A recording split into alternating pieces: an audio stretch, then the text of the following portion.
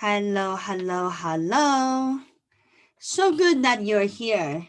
Hey, I seen someone haven't seen for a while. I am so sure you're coming here to figure out what to do with your children. And this is not a discipline class. Can't tell you how to beat them up because they never listen to you. And it is a class to tell you that you can only take so much advantage from your child, and after that they're on their own, and you only gonna feel like, oh wow, I raised them but cannot do anything anymore. You are absolutely right. You're not going to be able to do anything to them. And they can tell you that, mom and dad, your business sucks. I don't want to work in your business. Of course, that is expected. Okay.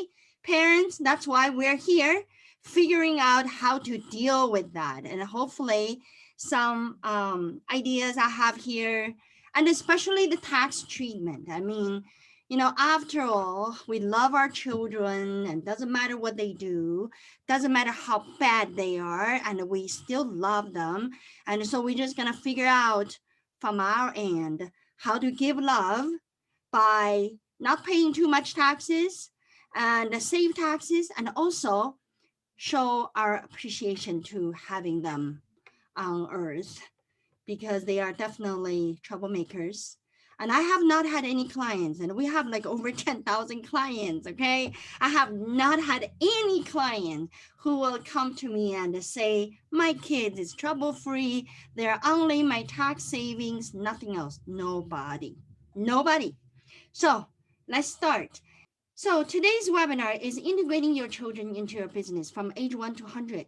And the way I say it, because truly, once they're they're our child, they can never get off. So they're our child forever. Even if we are in heaven, they're still our child. And here, and what I want to really, this is a big topic. This is literally a topic on my second book, Appointment with Ying, at 10 a.m. So that book is almost done. And I have, I think it's 10 or 11 chapters right now. I think I'm doing number 10. Maybe I still come up with 11. We will see what we do. But anyway, so that book has a chapter talk about this. So basically, I'm just turning that into webinars and present that to you. Of course, myself, I am on this National Taxpayer Advocacy panel. It is a federal advisory committee. Okay. Huge honor to be on that committee. And this year, I'm on the 1-800 number subcommittee, which when you call IRS, that's my business. If you don't like it, and if you think the phone should be done differently, or if you think the phone should be completely get rid of and replaced with video phones, tell me, and I'll go to IRS, says your system is so outdated, let's do new ones, right? So that's the first book, 8 a.m. And I just talked about the second book, 10 a.m. It coming up soon. And here, no responsibility disclaimer. Absolutely. That's why I told you, don't tell what I talked about to your kids, because they're gonna be saying that, well, since Auntie Ying said, I am going to be a bad kid, so I'm going to be a bad kid. No, don't tell them. And just keep that to yourself. And if you have any questions, you have me, so you can come to ask me questions, okay? So now let's get into the real stuff I'm prepared for you. So here is one slide, and I kind of want you to stay with me on here. And so let's just do analysis on the kid's life from 0 to 100. So children from 0 to 18. So everything I break down, it has so much to do with taxes. It has so much to do with what we do with them if we want to pay them for any services or getting them involved with our business. So here you go. From 0 to 18, these kids, they normally are your dependent on your tax return, but you can have them file taxes. So if they file taxes, let's say if you are a parent and making more income, but from your business, and you are going to pay this kid a salary because he helps you at your business, like for 10 hours a week or something. And when you do that to the kid, they don't pay the same rate as you do. They pay lower rate, right? Because they literally just they have their own tax return and they pay lower rate. I will do a real calculation with you folks, but I want you to know that you can split, you can give your income to your kids by paying them for their work. Okay, so that's 0 to 18. And a college student is from 19 to 24. They can still be your dependent. And folks, you know that we just had this new American Rescue Plan Act signed into law by President Biden on March 11th, right? Today is March 13th, 2 days ago. So that particular bill and actually raised the dependent amount, right? And it used to be $2,000 for dependent child for child tax credit. Now he raised that to $3,000. All right. And then for the college student, remember when you list the college student on your tax return and you don't, when you got your first stimulus check and your second stimulus check, and they don't get, they get lower amount, remember? And for that, you actually, if you have those college student in 2019 tax return or 2020 tax return, you actually get the third one, 1,400 full amount. Okay, so I want to mention to you that there are changes coming out of American Rescue Plan Act. So that act, and I already have a recording going out on YouTube.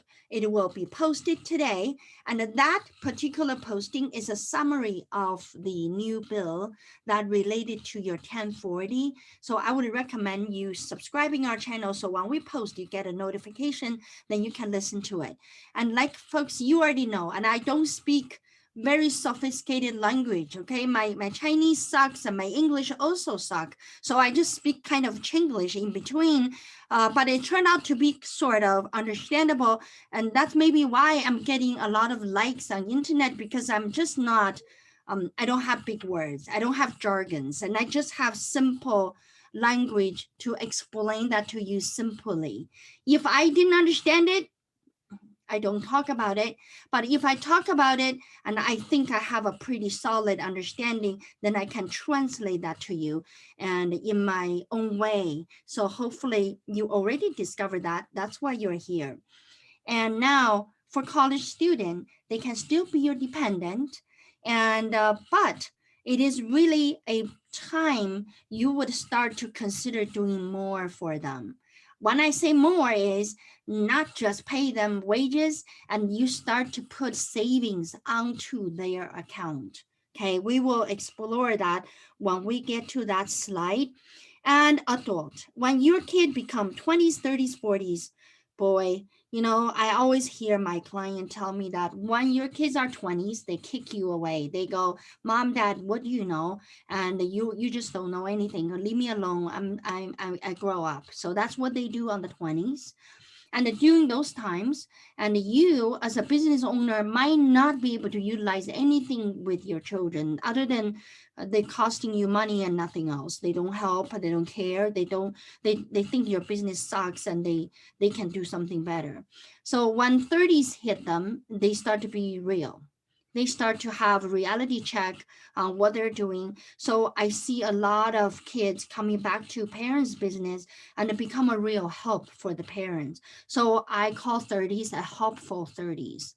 And when they get to the 40s, that's where the parents are kind of dwindling away, and the parents are no longer active. People like us, we get old, we can't really do much anymore. The kids are starting taking over if they like your business.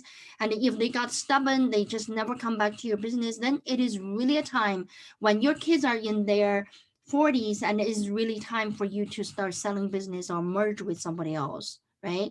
So mature adulthood for children is in the 50s. At that time, they really should be taking active function to start utilize family business and turn that around to provide help to you. Okay, that should be the parents' expectations.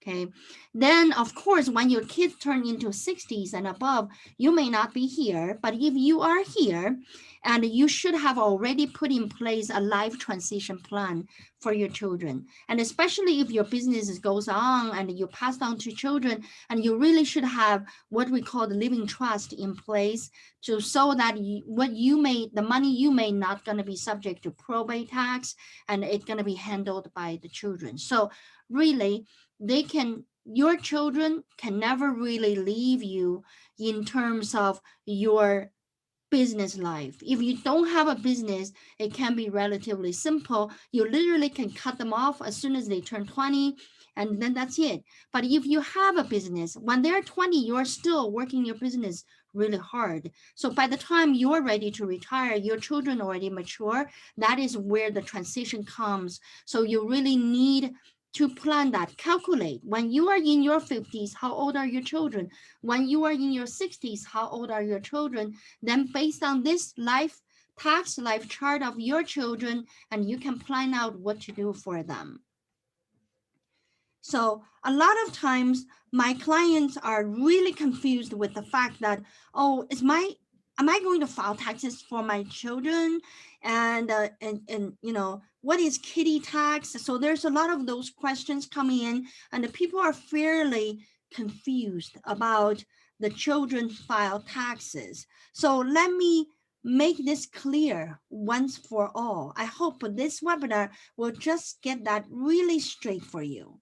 Okay, now this slide, I talk about whether your child is required to file a tax return or not. So let's just read through it. So does my child have to file tax return? So says that your child need to file tax return if it have earned income and unearned income and during the year. So what is earned income? Earned income is the income that they work for. For example, if you have a 1 years old, but some magazine just loved your 1 years old and want to take picture of the 1 years old, and then want to pay for your child posting that pretty smile, right? That is earned income. And a lot of time the agency will make the parent sign the agreement. So the parent will sign. So it is actually become the parent's income. But it is also appropriate. If your child is making so much income, it is appropriate for you to have that be the child income. So their earned income, not the parents. But of course, if Shirley Temple, that's a child movie star, and you can imagine. And if you look at the documentary, and you'll realize that the mom and dad was not well doing. So Shirley Temple is the one that making the money. So in her childhood, the mom and dad was spending her money. The reason they can spend her money is because it is treated as their income. So they're they're under age 18, the parents has right to take the child income into their tax return to file. But because you are a business owner, remember, and we are talking to business owners, so you have your own business.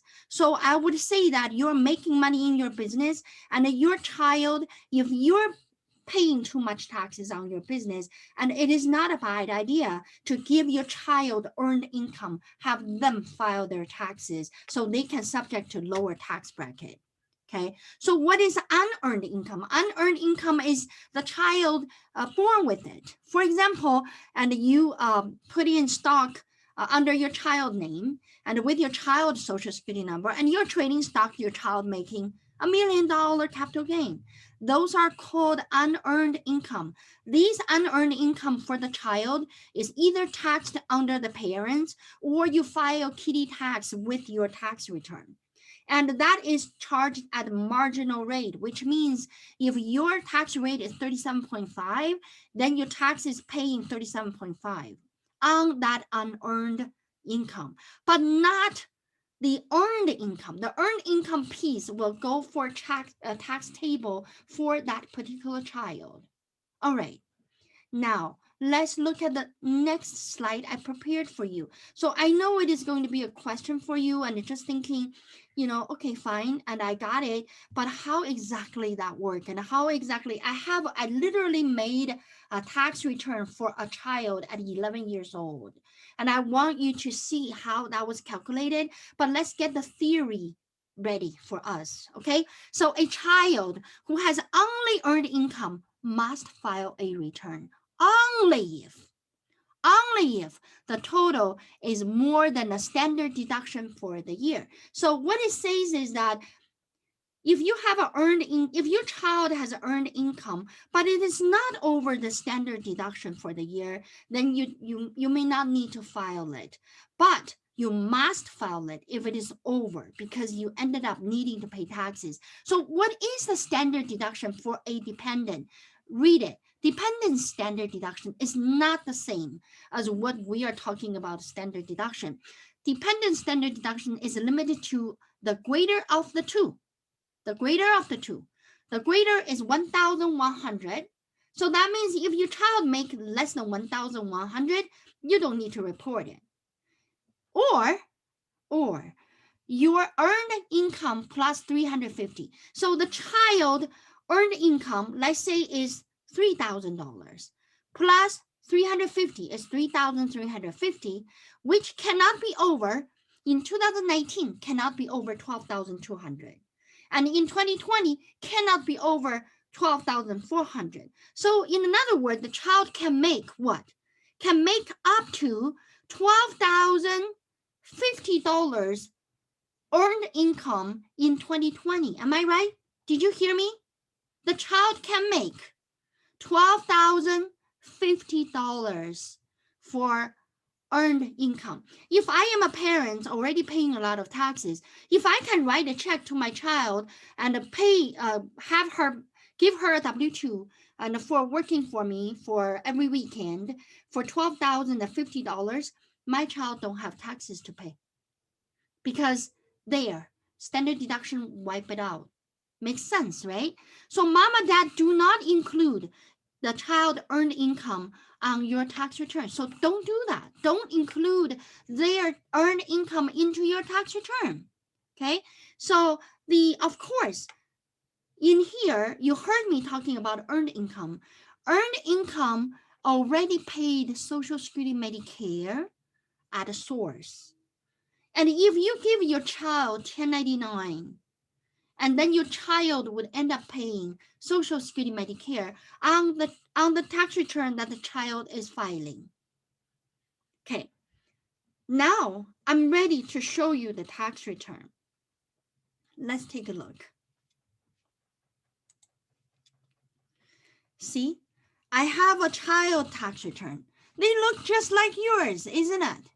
It is 11 years old, just look like yours. But look, and the one thing I want you to pay attention is that, folks, can you really see clearly? You see how I actually made sure that there is a single check. I'm pretty sure your child at 11 years old is single, okay? So it has to be single. But there is a place I did a check mark. See, you as a dependent. So the child name is I am your dependent, okay? That's child name. The child says that I am a dependent. So identify that on the 1040. That's what we mean by dependent child tax return. All right, not kitty return. The kitty tax return is a form that within parents 1040. So don't get confused. That is for unearned revenue, okay? Not for earned income. And we're talking about earned income. So here, that child had a $2,592 W-2 from the little restaurant next to the neighborhood. She went there and did a couple of weekends in the summer. Okay, so what does he do? And his child didn't really do anything, and the mom dad was the business owner. So she just did whatever she can, and there is a paycheck for her. Then she also made a $10,000 income from being modeling at the model agency. And the child used her social security number and name, have a contract, so the payment, the 1099 came over to her. All right. So now the child total income is $12,592. And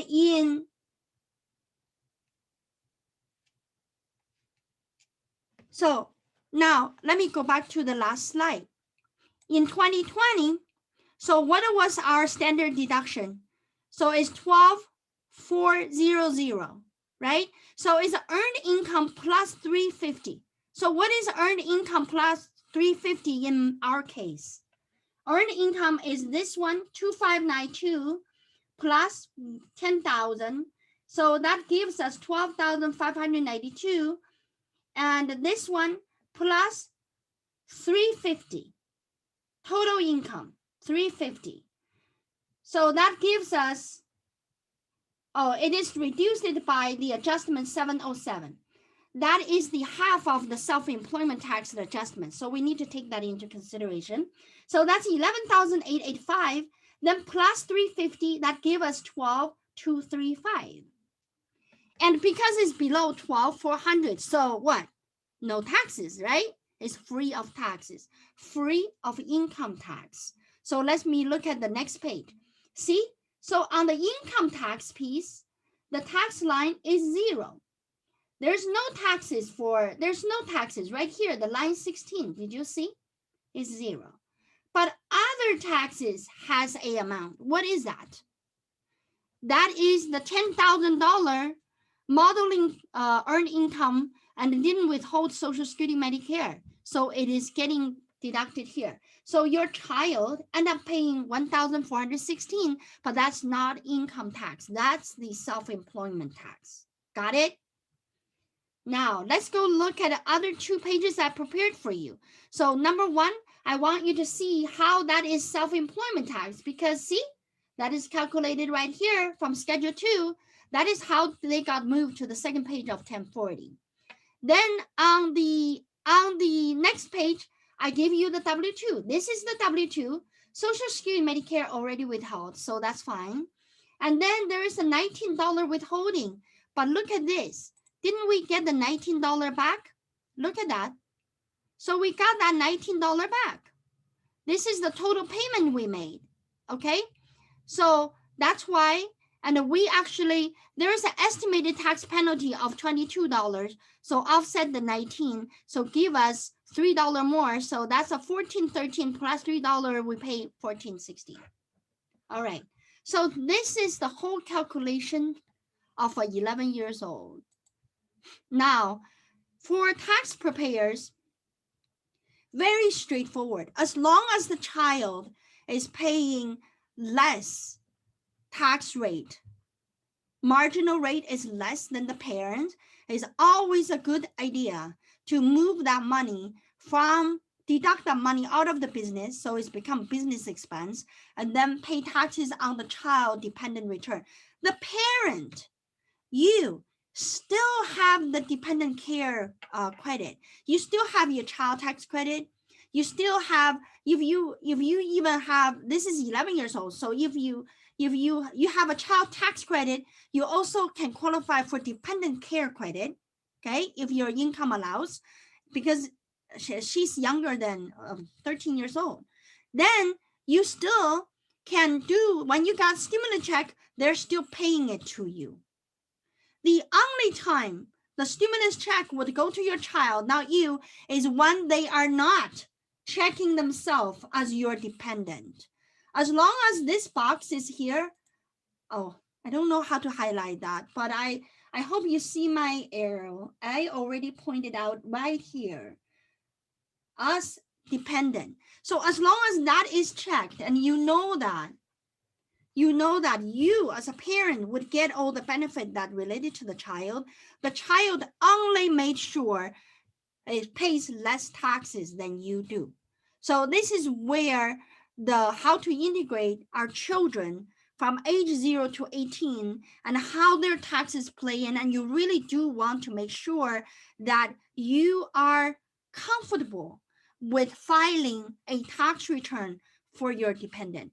And of course, in 2020, in 2020, if you have a college student and you want the college student to qualify for all of the stimulus check and that that is going to come through, like this 1400, and you obviously can file your college student as not independent, as a tax person or independent person. So that person, so this college student can get whatever stimulus check and the government subsidize as an individual. Okay, so this is where I hope that I addressed one of the big concern that you have. Well, if I file my tax return for my child, didn't I subject to kiddie tax? It is totally different story. Kiddie tax is different from your child filing tax return as a dependent. All right, so now let's move on. And I do have things on internet I want to show you, but I want to go through the examples I prepared for you. So this is a self-employment tax I was talking about, W-2. So right here, I stop at here because I want to talk to you about paying to your children. So this is really, really important, and how you should make that W-2 for your child. Okay, now from age 0 to 18, they are your children. Okay, so when you hire them to work, and let's just read this. This is copy and pasted from IRS website. So it says that parents has a business wanting to pay the child for service. This is what IRS says. Payments for the services of a child under age 18. So what that means? That means the child can provide services to your business at any age. And you just figure it out. What can they do? Of course, you don't want your baby to, go into a restaurant, work in the kitchen with a knife and everything around there. That is not allowed. Okay. For minors, you cannot have them go into the kitchen, but they can do other things. They can mess up your files, then you can pay them, right? So payment for the services of a child under age 18 who works for his or her parent in a trade and business are not subject to Social Security Medicare withholding if the trade and business is sole proprietorship or partnership. And giving the fact that the partner has to be the parents. Okay, so now if you partner with another family, the one partner is from one family, the other partner from the other family, then both families' children are qualified to do. So what that means is when you write a W-2, when you write a paycheck to them, you don't have to withhold Social Security Medicare. That's the only time you don't have to do that. But listen to the next paragraph. That is from IRS, quote unquote. The wages for the service of a child are subject to income tax withholding as well as Social Security Medicare and FUTA if he or she works for a corporation. What does that mean? If you have an S Corp or you have a C Corp, and you have your child work there, you're saying, well, I heard of, we don't have to withhold Social Security Medicare. You're wrong. Because you are a corporation, so you have to.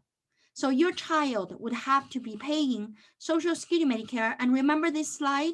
See, this is the child of 11 years old, and the Social Security Medicare is right here.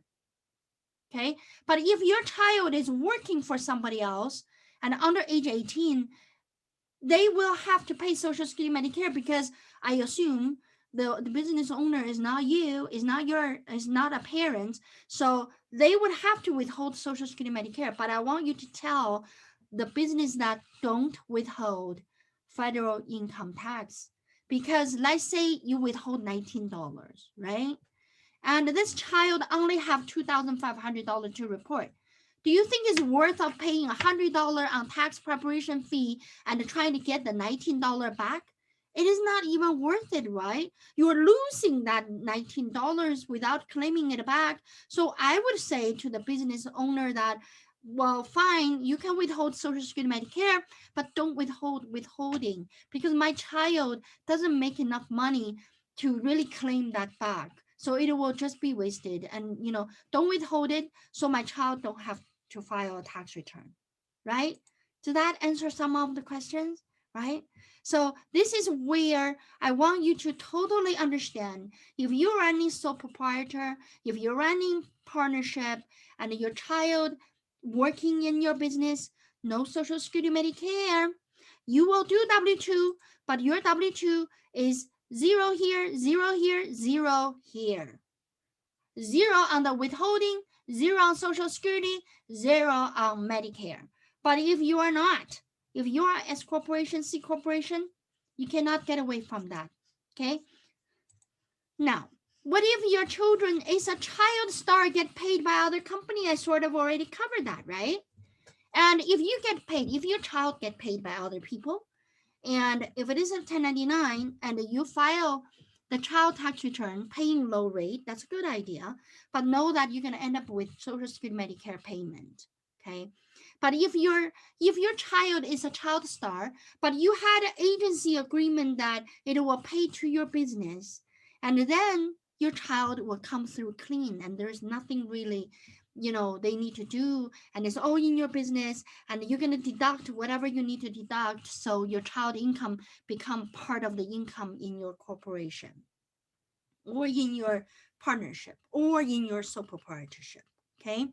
And what is your what if you hire your child to do advertising work for your own company and you're paying your child under subcontractor? So what if you did something for your child and you're paying the child a 1099, like, this is my child and I used her for advertising. So is that a child income or what? Yeah, it is child income. And you want to make sure that it is under that $12,050. Remember, we calculated earlier for 2020. And then the child actually pays the Social Security Medicare, but pays 0 income tax. All right. So now the child is growing up. Trust me, from 0 to 18. If you ask me, I don't even remember what happened. They just grow up like that and they're gone. So for the parents who are still have those kiddos running around and just take a lot of picture, because you're going to be looking at a picture goes, really? That was my life? I must be crazy. And I know you're going to get there. So join the club for parents who have a bigger children. All right. So going into 19. Okay, so now I want to touch on a couple of ages for you because there are a lot of confusion around there. Okay, so now turning 13 years old, it is a big age for taxes because you lose the child care credit. Do you know how much is the child care credit? It was $3,000 for the first child, and for the second, third, and fourth, whatever, is another $3,000, maximum $6,000 in the household. And now with the American Rescue Plan Act signed into law on March 11, 2021, and that child care credit increased to $4,000 for the first child and $8,000 for the rest. So another $4,000 for the rest, total of $8,000. All right. So that's a critical age, turning into 13 and no more. What about turning into 17? Turning into 17, it is a magical age for you to lose child tax credit. And what is child tax credit? Child tax credit before, it was $2,000 per child, right? Refundable credit. And now, after American Rescue Plan Act, enacted on March 11, 2021 by President Biden, and that child tax credit increased from $2,000 to $3,000. And for children age under 6, from 3,000 to 3,600. So it's increased. And there is a special thing in this particular newly signed regulation. If you have a child turn 17 in year 2020, that act just become effective, says that pretend you're still 16. So they give the child tax credit 1 extra year for kids who turned 17, otherwise don't qualify for it, but qualify for it now. This is where I had another webinar going off saying that please wait, don't file your taxes right now. You really need to wait, because I do not know how IRS would implement that, because a lot of people already file taxes. But these changes will bring you $3,000 more refund. Why don't you wait, right? So it is really important that you know that is there, and follow our channel. So whenever we got news come out, we tell you. Actually, I am looking for something, because before the plan came out, the proposal actually include a newborn baby in 2020. If you have a newborn baby in 2020, you got $1,100 more refundable credit. I don't see that right now. So I'm like, I don't know where that went. So I still need to look into that. But that is something was within the plan the whole time. Now I just don't see it. So I don't know. Maybe, too bad. Maybe you don't get lucky for you to have a baby for 2020. But this is set deal. This 17 years old things is deal. So it's set in stone, and you should know that you qualify. Last night I was talking to one of my tax client, and she was going to finalize her tax return. So I noticed that she has 4 dependents. One of them I felt like is going to be 17 years old in 2020. So I asked her, I didn't go into detail. I just remember she kind of had an older child. So I said, when your daughter turned to what age on 2020? She goes, 17. And I said, you're not filing these taxes, because right now the taxes we prepared, that kid is out. We don't have child tax credit for her. But in reality, and she should have it. So I told her to wait. And so now we just put her on wait. And you should consider that, folks. Okay, there's a lot of changes related to children. And now, turning 19. And with American Rescue Plan Act, your child is eligible for earned income tax credit.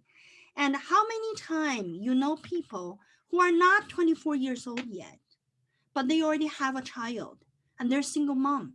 And the young kid who are earlier when they have a child, a lot of them are single mom, but they don't qualify for earned income tax credit.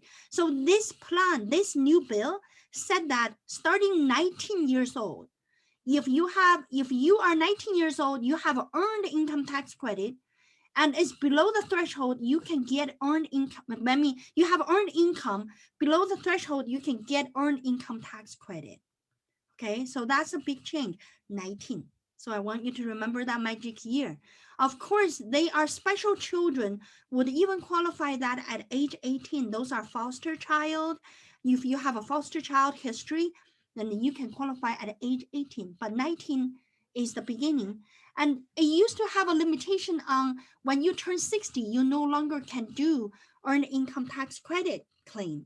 Now they took that out. Whenever, as long as you work, as long as you have earned income tax credit, if your income is low, you qualify for earned income tax credit. That's great. That is fair. That is fair. Because a lot of seniors, I mean, so many senior I know, and they don't even look 60 when they're 60. They're still taking care of their grandchildren. And some of our children are so good, they give birth to the child and they throw it at you and you take care of it and they're gone. Okay, so there's grandparents are like that.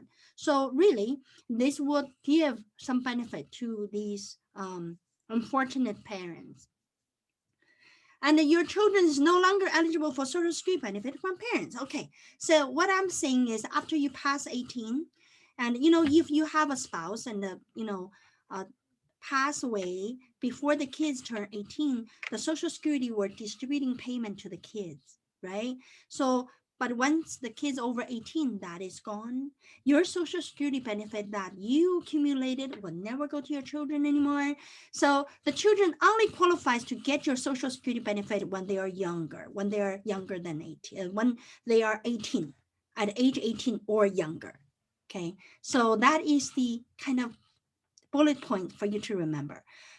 So for children, this is the slides that I want to give you because this is related to kiddie tax. This one says that the children from age 1 to 14, if they don't have earned income, they just have unearned income, which means that you invested your you give stock to your kids and they make money on the stock market, and you need to file kiddie tax, and there's a form for you to do. So this is taxed at a marginal rate. Okay, so you want to know that the kiddie tax is not a separate tax. It is a tax that with you, and you want to make sure that it is different from what we're talking about right now related to these taxes we're talking. We're talking about real income tax. Now, what about kids from 19 to 24?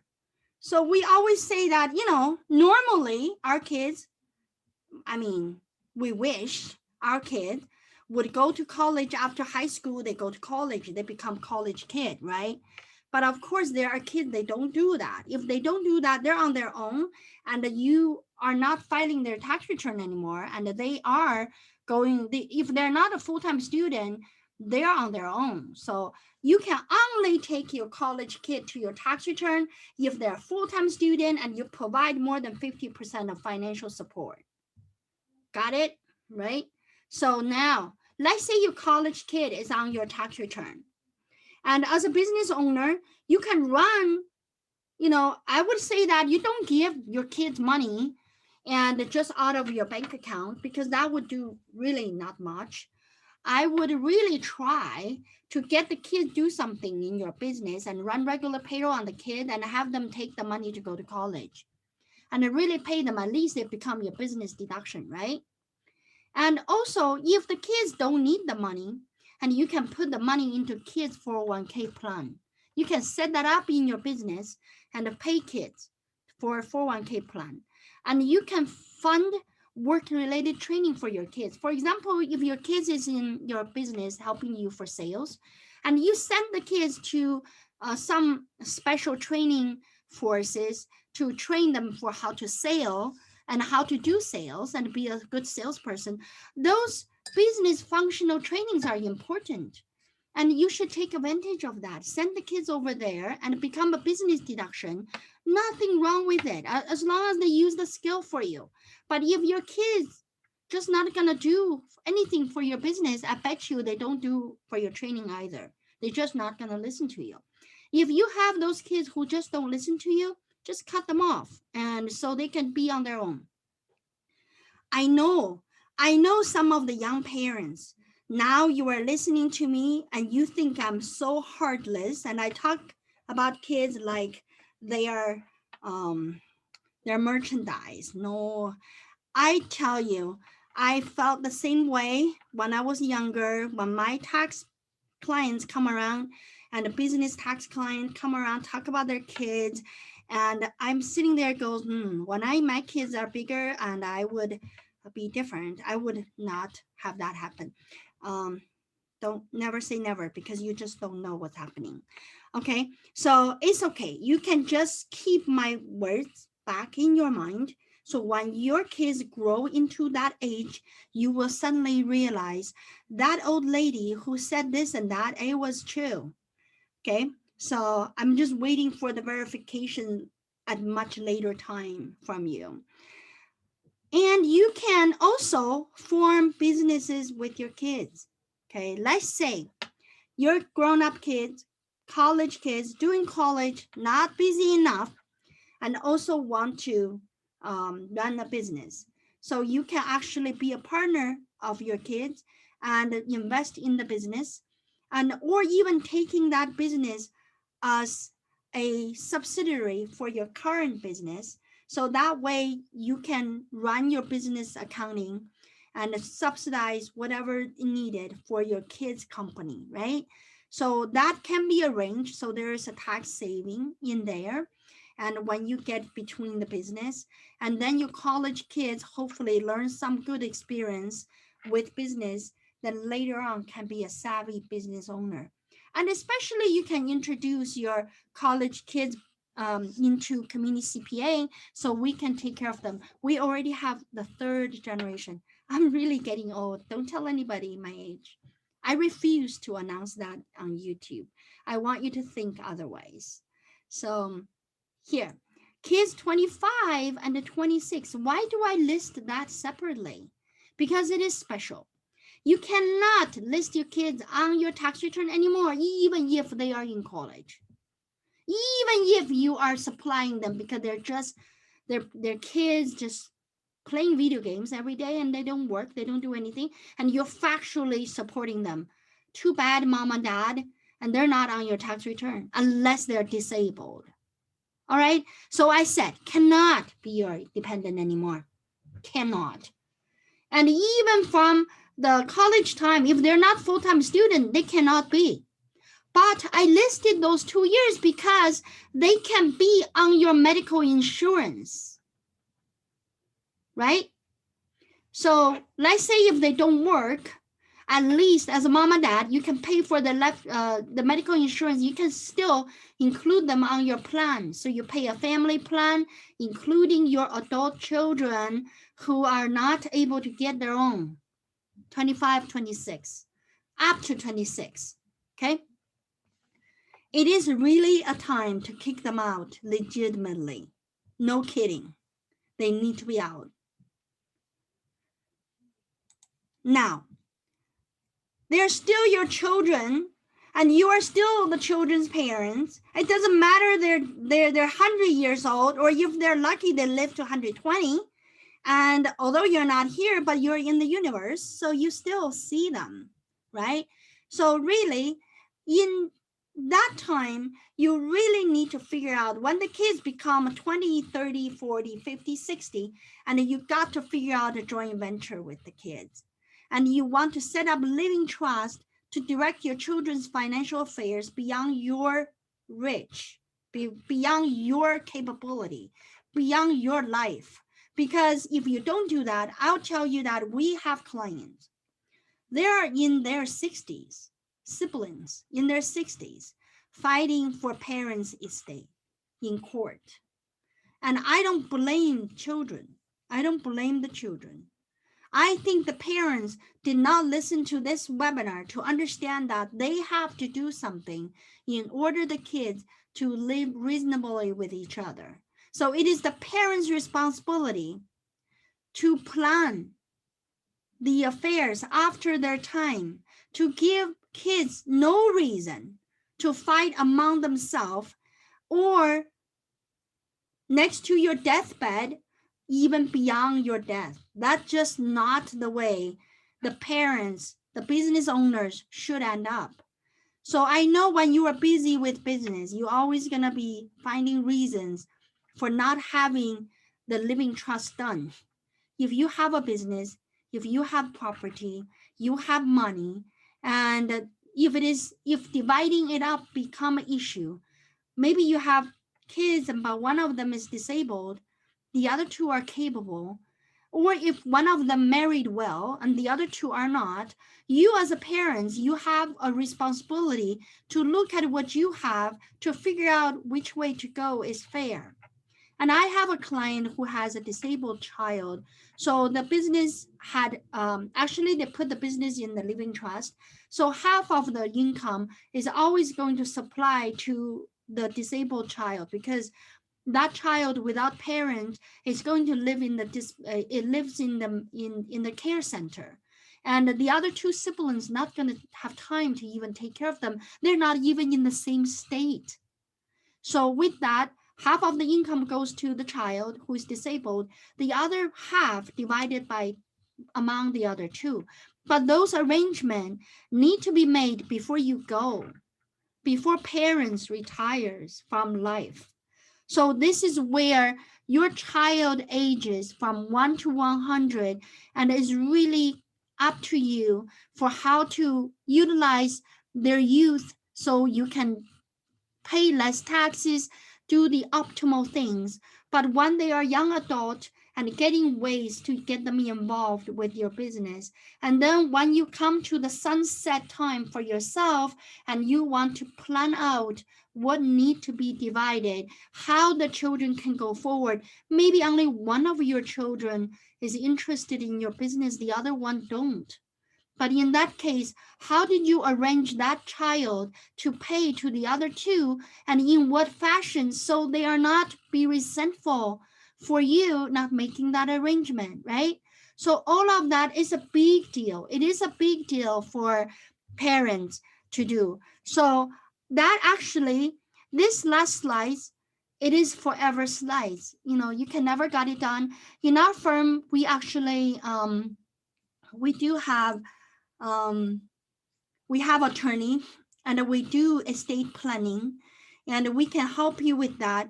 But most importantly, and you need to establish that relationship. I always tell folks that do not do your estate planning with someone who you only meet for that purposes.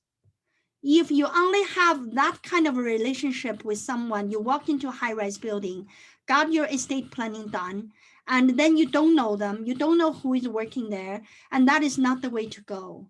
You really need to set estate planning with people that you see, and you know that they are there. You have to establish that reasonable personal relationship with people who supply you with the estate planning material. And I tell my client that we plan estate in 5 years time. You come in to talk to us the first year, we get established on the second year, then we review that again and again for 3 next years, then in the 5 year, and that become part of your thing, because estate planning is not natural. It is not something everybody think that, oh yeah, it is like I'm sick, go to hospital, I know how to do that. That is natural. That is what naturally you would do. But business people without education would not naturally do this. They don't understand the consequences. They may understand when the kids are young, they take care of them, but they don't realize that when the kids are older, they need even more care.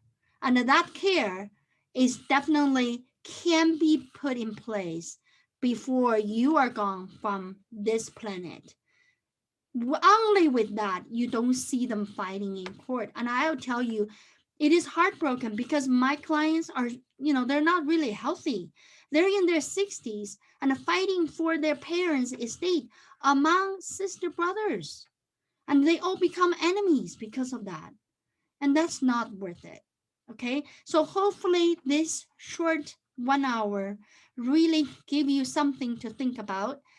And if you go in and subscribe, that would get you every time we talk about something interesting like this, and you will get the first scoop of it, and you will hear me, and I will promise to deliver information to you with understandable terms.